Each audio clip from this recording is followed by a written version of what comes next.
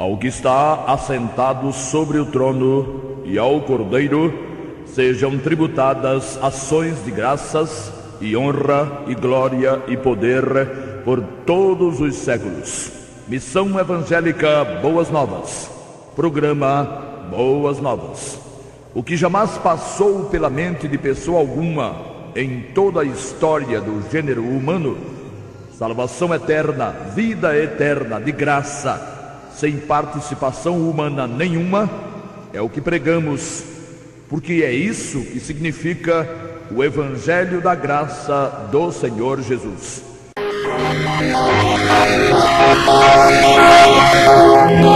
Confie em Jeová, o Deus que é real. Esse é o título de uma matéria publicada pela Torre de Vigia, organização que dirige os passos das chamadas Testemunhas de Jeová, na revista A Sentinela de janeiro de 2002. Usaremos neste programa o conteúdo da revista tanto quanto o conteúdo da literatura Quem é Jeová, por serem de domínio público, vez que foram distribuídas à larga pela própria Torre de Vigia, através de seus agentes. Fomos visitados por tais agentes. Se fosse verdadeira a doutrina da Trindade, em que Deus seria Jesus e Jesus seria o próprio Deus Pai, estaria tudo em casa, já que confiar em Jeová seria concomitantemente ou ao mesmo tempo confiar em Jesus. Mas como essa ideia não existe em lugar nenhum das Sagradas Escrituras, que mostram Deus o Pai como o Pai e Jesus, antes o Verbo eterno, sendo Deus juntamente com o Pai, mas nunca sendo o próprio Pai, porém o Filho unigênito, e ninguém, nem mesmo Deus, poderia ser o Pai de si mesmo e nem o Filho de si mesmo, confiar em Jeová, ainda que esse fosse o nome de Deus, não resolveria como não resolve a situação de homem algum. A Torre de Vigia incorre em um erro comezinho, em um erro comum a muita gente, que é considerar tudo aquilo que foi prometido, dito e afirmado nos anais do Velho Testamento como se continuasse em voga, como se fosse extensivo a todos, em todos os tempos, mesmo aos que pretensamente creem em Deus, como dizem crer os seguidores dessa organização. Costumam não raciocinar, costumam não levar em conta ou em consideração que o próprio autor da Bíblia a dividiu e a deu em 2 testamentos, o que não teria razão de ser se tudo das Sagradas Escrituras valesse todo o tempo e em todas as direções. A Bíblia, nessa hipótese, não teria sido dividida em 2 porções distintas. Todavia, a realidade é que os 2 testamentos são distintos, diferentes e apontam em direções próprias. O termo Evangelho, por exemplo, não aparece uma única vez desde Gênesis até Malaquias. Evangelho significa boas novas, e o Evangelho do Senhor Jesus, as boas novas da graça salvadora, não cabiam, como de fato não couberam nos idos do Velho Testamento, onde imperava o rigor intransigente da lei. Isso a despeito de evangelion ser um termo comum na língua grega. O mesmo acontece com a expressão vida eterna, que ocorre uma só vez, Daniel 12:2, e mesmo assim, em termos escatológicos. A vida eterna seria resultado da eficácia do sangue do Senhor Jesus, e seria proposta aos seres humanos pela pregação do Evangelho da Graça. Sem o sangue de Jesus, sem Evangelho da Graça, sem Evangelho da Graça, sem vida eterna. Procurar, pois, no Velho Testamento, Evangelho da Graça e vida eterna é trabalhar de balde.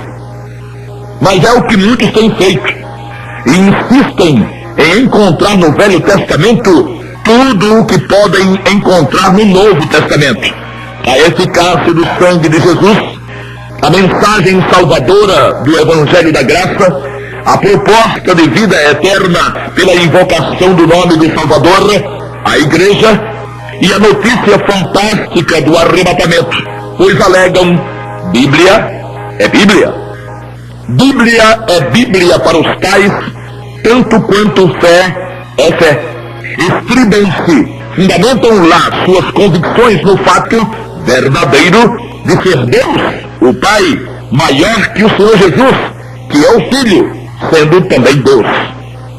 Mas quando Deus enviou seu Filho para Salvador, fê-lo por não poder ele mesmo salvar, pois as implicações jurídicas da salvação de pecadores continha o necessário castigo de alguém, para que a justiça ferida pela prática do pecado pudesse ser satisfeita.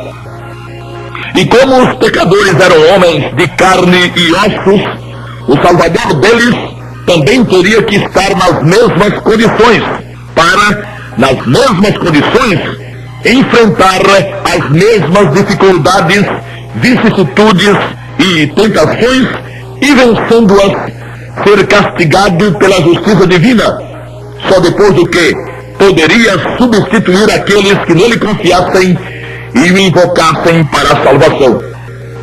Como Deus nada disso fez, ele não pode salvar, e não é chamado nunca, de forma direta, de salvador de pecadores. Deus não veio ao mundo.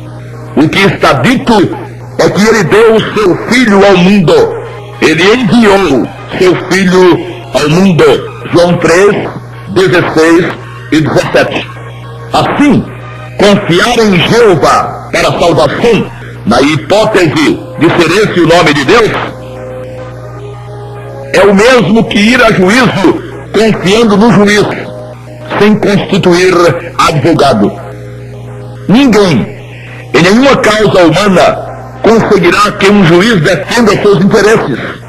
Esse papel cabe ao advogado, que deverá ser procurado previamente, ou seja, antes de qualquer audiência.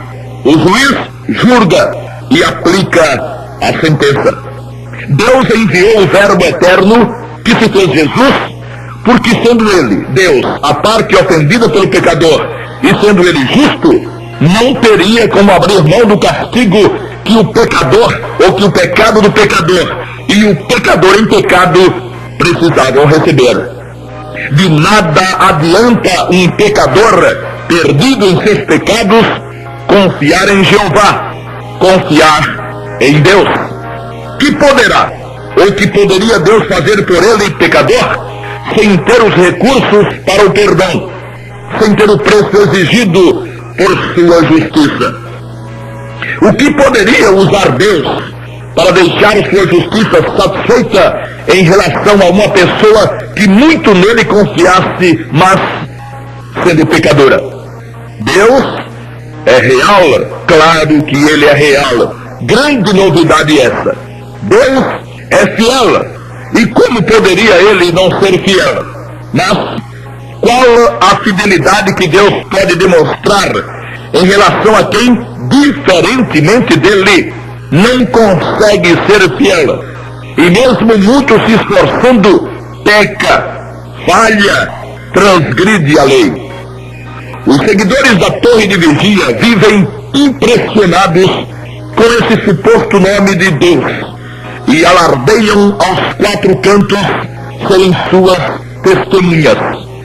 O Apocalipse, no entanto, afirma ser Jesus a fiel testemunha.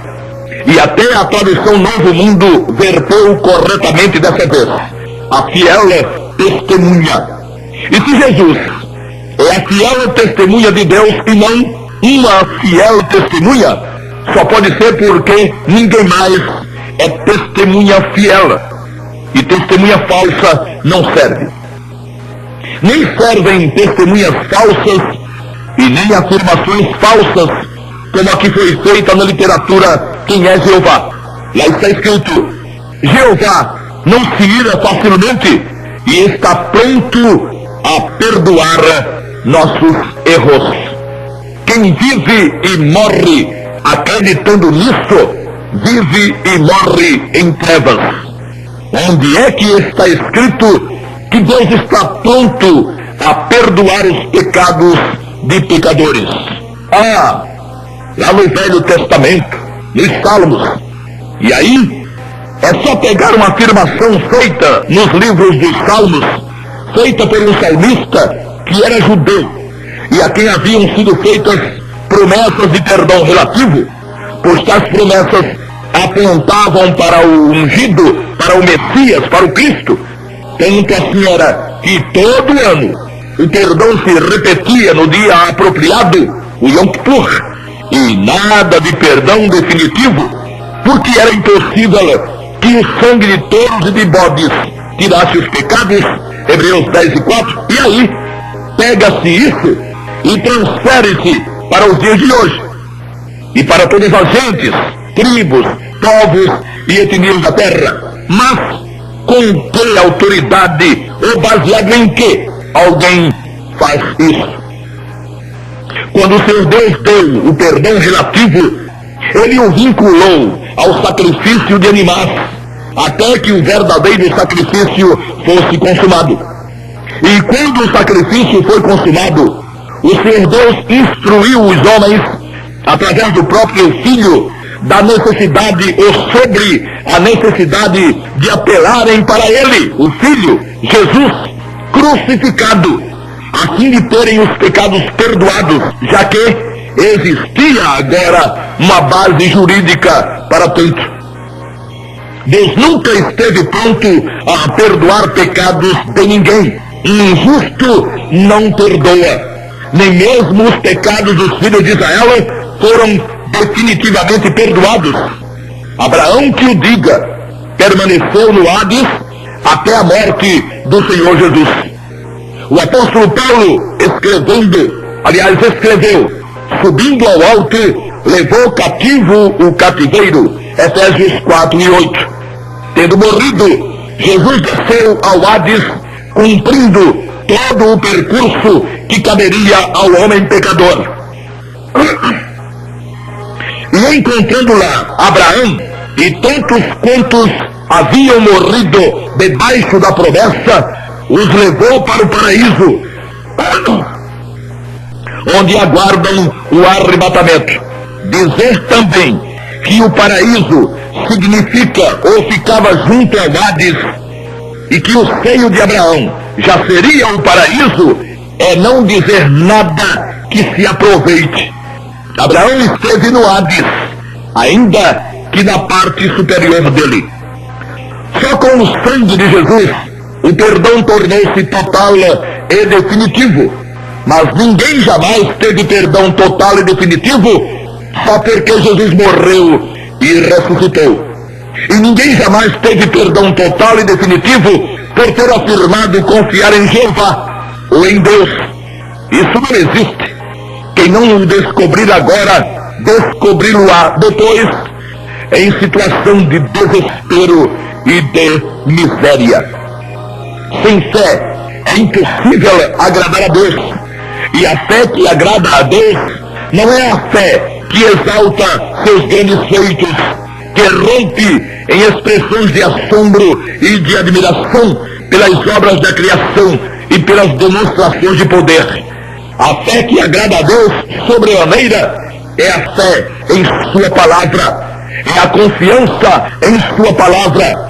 E sua palavra, desde a morte e a ressurreição do Senhor Jesus, aconselha e propõe que os homens coloquem sua confiança no sangue do Senhor Jesus, só depois do que serão perdoados. É uma completa temeridade descansar nisso em que essa turma confia.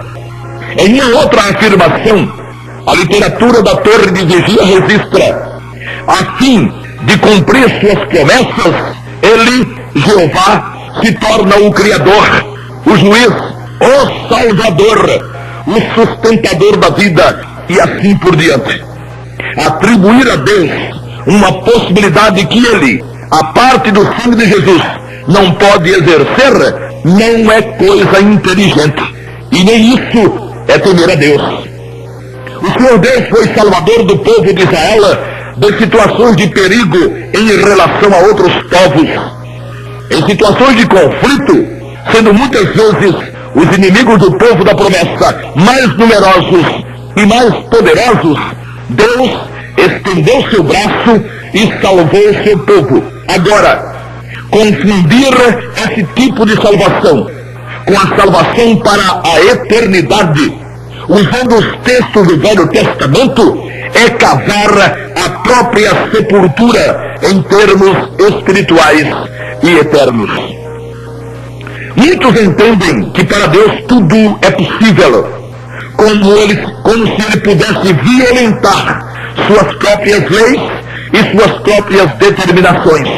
Leis e determinações todas calcadas, todas fundamentadas nas propriedades de seu justíssimo caráter. Nem tudo é possível a Deus. Os impossíveis dos homens, ou aquilo que os homens não conseguem realizar, não apresentam esses impossíveis impossibilidades para Deus. Mas os impossíveis de Deus continuam impossíveis. E um dos impossíveis para Deus é efetuar a salvação de quem quer que seja que não tenha resolvido invocar seu Filho como Salvador pessoal, único e todo suficiente. Isso é tanto impossível para Deus, quanto é impossível projetar ele uma roda quadrada. O conceito de roda ou da roda não permite que ela tenha 4 quinas ou ângulos. A roda é um círculo e um ciclo, e nem mesmo Deus pode alterar sua forma. O que Deus pode fazer é transformar a maior roda que existir em um quadrado. Mas aí já não existirá uma roda, mas um quadrado. São conceitos diferentes, de formas geométricas diferentes. Dizer que Deus está pronto a perdoar pecados sem mencionar como imprescindível a invocação do poder do sangue de Jesus é não dizer a verdade que Deus mesmo estabeleceu como absolutamente necessária para o homem ter paz com ele e viver na luz. A história de Cornélio, o centurião romano, patenteia a verdade única sobre a tirania do pecado na existência humana. A culpa do pecado afasta o homem de Deus que o criou, e afastá-lo-á definitivamente se antes de deixar o corpo esse homem não procurar a reconciliação. Se a reconciliação é entre o homem e Deus, então não seria Deus a fazê-la, ou não será Deus a fazê-la. Não foi Deus quem ofendeu. Ele, no entanto, propôs a forma correta para que isso acontecesse e aconteça. Cabe ao homem aceitar a proposta e dar o passo proposto. Cornélio era homem temente a Deus e piedoso. Se alguém podia ser chamado de testemunha de Deus, era ele. Mas nem toda a bondade demonstrada por Cornélio, nem suas orações, nem suas excelentes intenções de servir a Deus, conseguiram fazer desaparecer a culpa dos seus pecados. E Cornélio, advertido por Deus, procurou ouvir acerca do Senhor Jesus, através do apóstolo Pedro, Atos capítulo 10. O centurião confiava muito em Deus.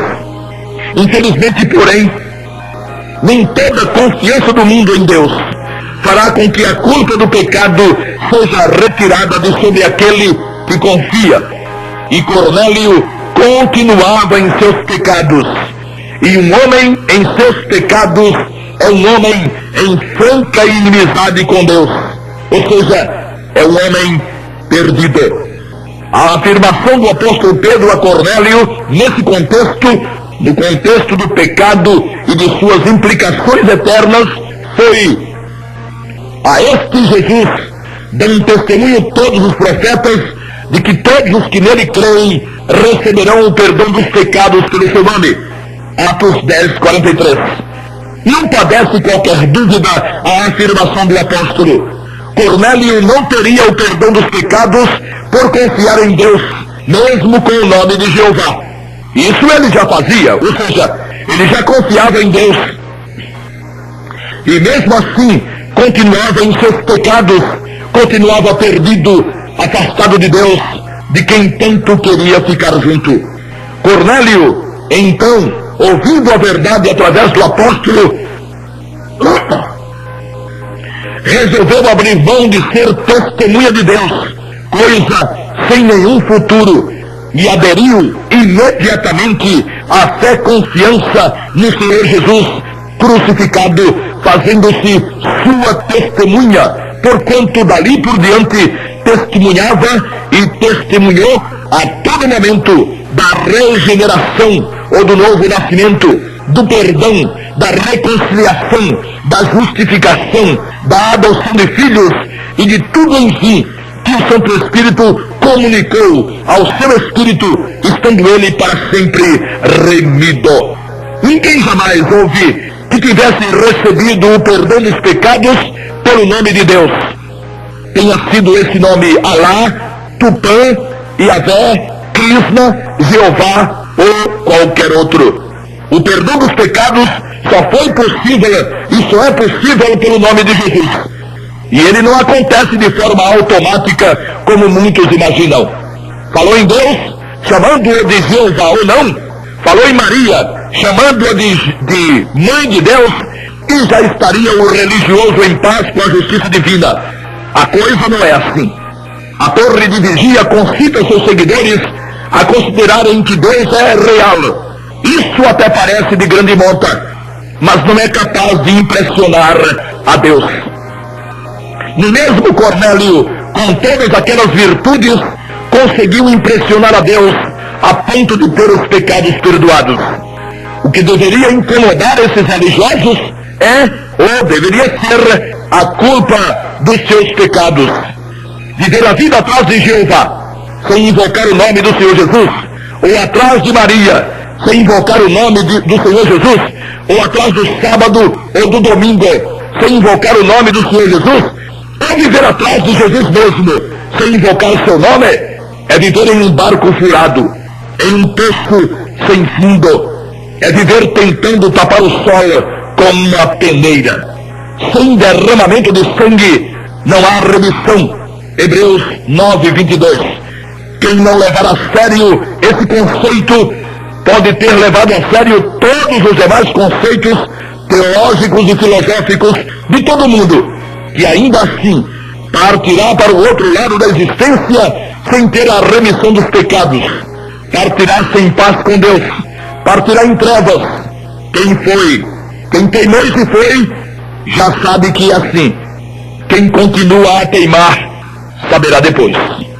Para concluir, a literatura Quem é Jeová, da Torre de Vigia, afirma que Deus restaurará o paraíso da terra para aqueles que estão desejosos de obedecê-lo como os seus filhos. E cita Provérbios 8, 17 e Mateus 5 e 5. A única obediência capaz de satisfazer a Deus e possível de ser executada pelo homem é a obediência da invocação do nome do Senhor Jesus. No resto, todos pecaram e pecam, porque não há um justo nenhum sequer. Romanos 3, 10 e 23.